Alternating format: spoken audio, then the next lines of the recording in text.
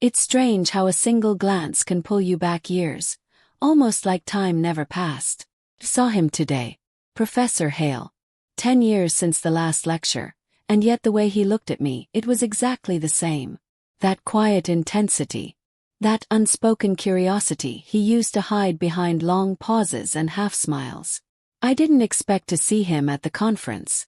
I thought I had moved past that version of myself, the student who sat in the front row, pretending to care only about the subject, when in truth, I was just trying to understand him.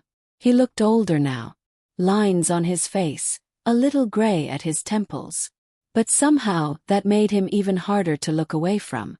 When our eyes met, for a second I forgot who I was now. The woman who had built a career, a life, who had learned to speak with confidence. All I felt was that old nervous heartbeat, the same one I had when he'd call on me to answer questions in class. And he remembered me. Of course he did. "You haven't changed much," he said. I laughed. It was a nervous, awkward laugh. "You have," I told him. He smiled, and something in his eyes shifted, softened. We talked for maybe 10 minutes, but it felt like longer. He asked about my work, my writing, my husband. I didn't mention the separation.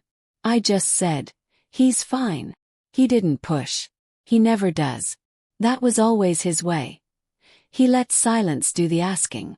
When the session ended, he said, "Would you join me for coffee?" And I said yes before I could think. The cafe was crowded, but it felt like we were alone. We talked about books, his new projects, my travels. The same rhythm we used to have in those old office hours. Only this time there was no desk between us. He listened the same way he always did. Eyes steady, hands still, the world outside irrelevant. That was his power, I think. The way he made you feel like your words mattered. Like you were seen. I caught myself studying the curve of his hand around the cup, the way his voice dropped when he spoke my name. I hate that it still affects me this way. At one point he said, "Do you ever miss those years?" And I said, "Sometimes. But I try not to look back too often." He smiled again, softly this time. "You always looked forward. That's what I liked about you." The past tense. And yet, the way he said it, it wasn't past at all. When I got home, I couldn't shake the conversation. His voice kept echoing in my head. Pauses. The warmth. The quiet restraint. Why does restraint feel more dangerous than anything else? I poured myself a glass of wine and sat by the window, just watching the rain. It was the same kind of night I used to imagine, back when I was 20 and reckless only in my thoughts. I told myself I was just remembering. That nostalgia is harmless. But when I caught myself smiling at the thought of him, I realized, this isn't nostalgia. Something else. It's the space between us. The same one that's always been there. Familiar, magnetic, terrifying. And tonight I'm not sure I want to stay on my side anymore. It's been 3 days since the conference. 3 days since the coffee. And yet I keep checking my phone, as if the past has suddenly learned how to text. I told myself I wouldn't think about it. About him. But this morning when I saw his name appear on my screen, everything inside me stopped. "It was good seeing you. I'd like to continue our conversation sometime, if you'd like." Just a simple message. Polite. Distant. If. And yet, it felt like an open door to something I've been pretending not to want. I typed 3 replies before I sent the one that said, "I'd like that." And then, almost immediately, "Tomorrow evening. There's a small gallery downtown. Quiet place." Gallery. Course. That's how he does it. He never asks directly. He creates space and you walk into it willingly. I arrived early. It was raining again, the kind of rain that makes everything look softer, less real. Inside, the gallery smelled like paint and silence. Only a few people scattered around, their footsteps muffled by the wooden floor. And then he was there. That same calm energy. That same half-smile that feels like a secret. "Still early," he said. "You never changed that." I laughed, but it wasn't funny. My voice trembled a little. We walked slowly through the exhibits. Colors, shadows, portraits of strangers who somehow looked like us. He stopped in front of one, a woman's silhouette, half in light, half in dark. "She looks like she's waiting for something," I said. He nodded. "Or someone." I felt his eyes on me as he said it. For a second the room felt smaller, the air heavier, and yet neither of us moved. We went for dinner afterward, somewhere nearby, quiet, candlelight flickering between us. I remember the way the light caught the edge of his glasses, the way his voice dropped when he said my name. He asked about my writing again. I told him I was working on essays about memory and longing. Ironic, isn't it? He smiled. "You always wrote about things you couldn't say." I looked at him, surprised. "You remember that?" "I remember everything," he said. That should have scared me. Instead, it felt inevitable. When he walked me to my car, the night was still warm from the rain. He stood a little too close. Not close enough to touch, but close enough that I could feel the warmth of him. He said, "I'm glad we reconnected."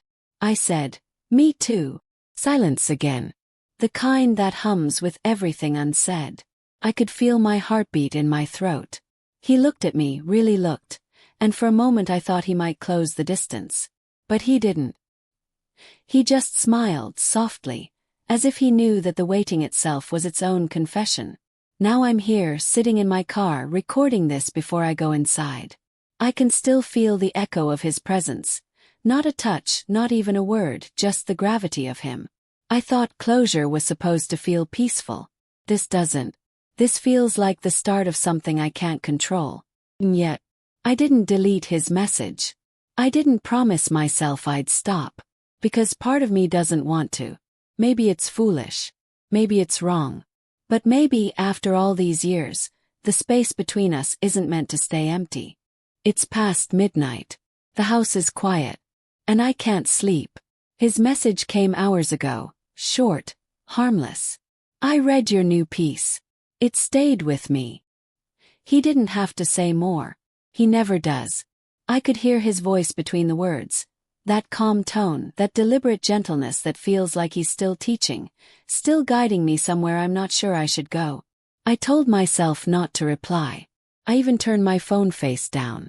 But now, hours later, I'm still thinking about it. About him. About that evening outside the restaurant, when we stood too close and said too little. Why is silence sometimes louder than anything else?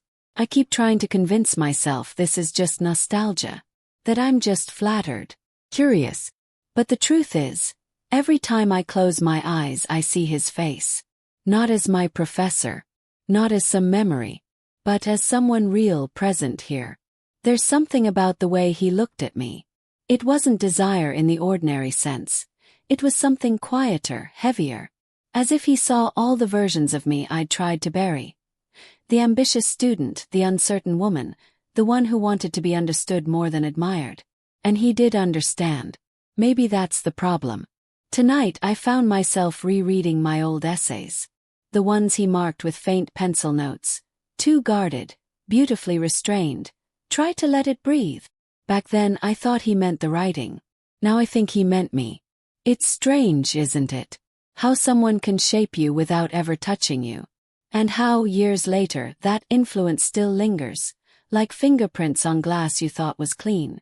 I went to the kitchen, poured a glass of water, stared at the reflection in the window. I look the same, but I don't feel the same. It's as if part of me has woken up. The part that's been quiet, waiting, pretending to be content. I think about how easy it would be to send a reply. Just a few words. It stayed with me too. Simple. Honest. Dangerous. I start typing it, then delete it, then type again. This small act, this moment of indecision, feels like standing on the edge of something vast. Sometimes I wonder what would have happened back then, if either of us had been braver. Would it have ruined everything? Or would it have been the thing that made us real? I can't answer that. And maybe it doesn't matter anymore. But then again, if it didn't matter, why am I recording this at 1 a.m? I can almost hear his voice in my head. Calm, patient, asking questions that make me unravel. What are you afraid of, really? I wish I knew. Losing control, maybe. Or worse, finding out that I've already lost it. It's late. The city outside has gone quiet. I should stop.